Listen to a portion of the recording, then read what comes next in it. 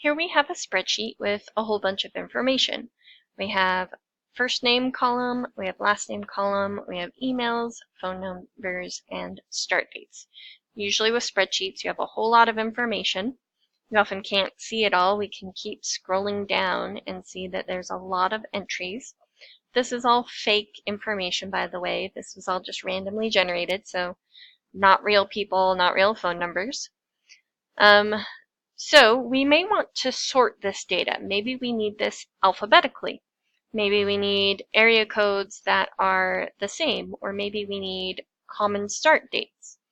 So to sort our data, first we want to highlight everything. You can highlight the columns individually. You can highlight one and then just keep holding the mouse button down, and now you have all the columns highlighted. Or you can actually click this little white box in the corner, and it's going to highlight the whole spreadsheet. Once everything is highlighted, you go to Data. So in the Data, you can click Automatic Sorts, which is good if there's no title column, but when you have a title column, the best option is to sort range. So when you sort range, you click Data has a header row, and it's going to leave first name, last name, email, all of those in the same spot. It's not going to rearrange that and sort that as well. So let's say we want to sort this by last name. We hit last name. It's going to sort it alphabetically, A being the first. It's going to go A down to Z. Or you can do opposite and go start at Z, go down to A, and you can hit sort. And now we've seen that everything is sorted by name alphabetically, by last name specifically. So all the last names are in alphabetical order. You can also double sort if you need to. You can go to Data and go to that sort range again. Click Data has a header row.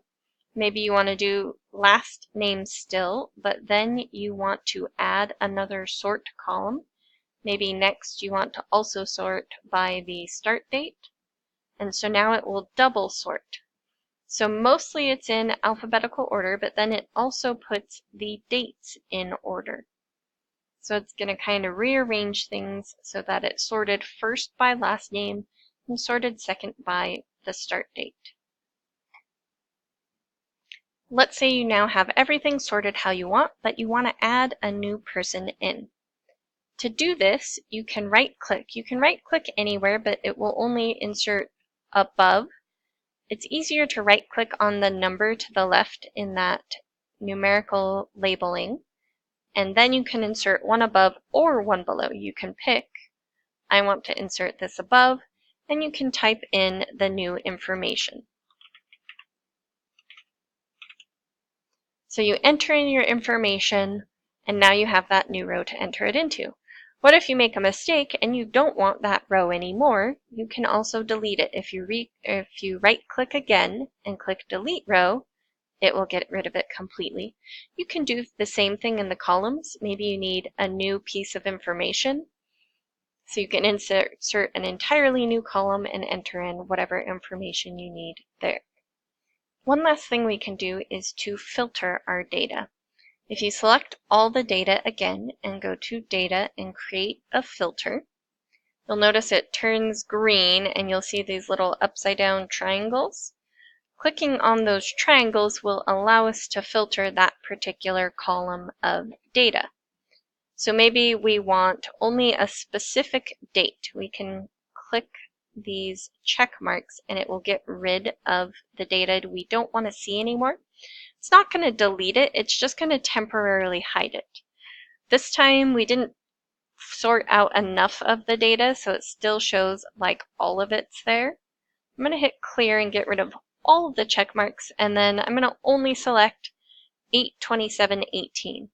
By filtering the data, now when I hit OK, it's only going to show me people who started on that particular day, which is only one person in this case. Now, sorting that data again doesn't actually get rid of the data. Nothing's been deleted, it just is only temporary so that you can view data that's important to you at the time. Let's say we want to get rid of the filter. We need to see all the data again. You can highlight everything again and go to Data and turn off your filter. So now we know how to sort data, and now we know how to filter our data.